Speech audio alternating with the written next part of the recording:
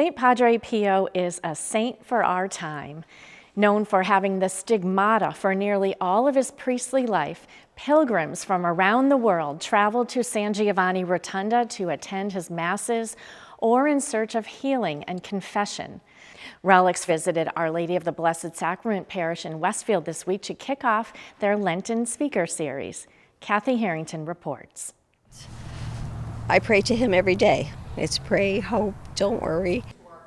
Marianne Shibley and her husband Bill were drawn to the St. Pio Relics visit at Our Lady of the Blessed Sacrament Church in Westfield because he is a very special saint for them. I found Padre Pio when my husband had COVID a few years ago. He just appeared to me and I started to pray to him, and he helped my husband get through COVID, and now he's just special. I carry him wherever I go. Before the relics arrived and were set up in the church, the faithful were there, eager to venerate Padre Pio, known as a saint for our time. And I'm glad they brought the relic here because I think a lot of people need to know about Padre Pio. Richard Ruach from the St. Pio Foundation in Tuckahoe, New York, serves as a guardian of the relics. A retired police officer, he finds joy in visits such as this. It was an awesome experience. People came and shared stories. It was a spiritual encounter, and also people just really got a lot of benefit from it, and the turnout was awesome.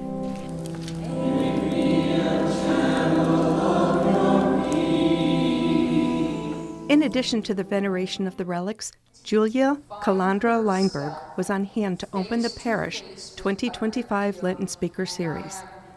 Calandra Leinberg is known throughout the world as an expert on the life and spirituality of Padre Pio. Her mother took her baby sister to see the Capuchin friar in San Giovanni Rotondo just weeks before his death in 1968. But in the moment, she couldn't say the words. She just said, with her heart, please, Padre Pio, make a miracle so all the people will believe.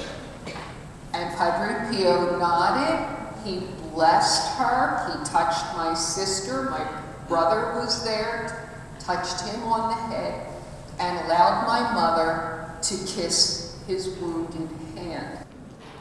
A grace received for her sister sparked a lifelong relationship with Padre Pio.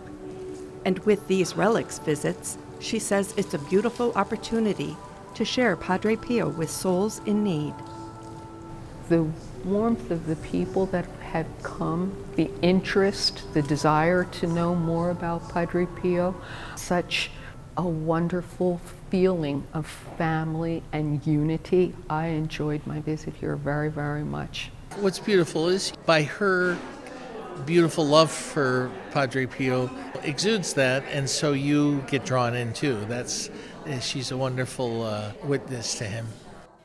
Day 2 of the relics visit brought dozens of students from St. Mary's High School to hear Calandra Leinberg's talk and a chance to venerate the relics.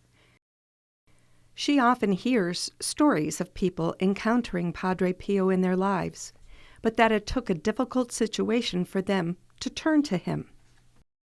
In my teenage years, my grandfather gifted to me a book of a recompilation of all the miracles attributed to the intercession of Padre Pio. I took the books, but I never looked at them. The books remained untouched for years. Then she had a conversion of faith, and evil spirits suddenly surrounded her. And the first thing that the exorcist priest told me is, look for Padre Pio. And so he told me that even though those things were happening, God is always in control and is letting these things happen for a reason. And he wanted me to look for Padre Pio because of the hardships that Padre Pio had to endure with the devil and the beatings that he had to take from the devil. Calandra Leinberg calls Padre Pio a spiritual father, a close intercessor, and says that Padre Pio calls us his spiritual children. Those prophetic words of Padre Pio that once I lift up a soul, I will never let it go. The visit of the relics ended with Mass, celebrated by Bishop William Byrne and the priests of the Westfield Catholic community. In Westfield, I'm Kathy Harrington for Reel to Reel.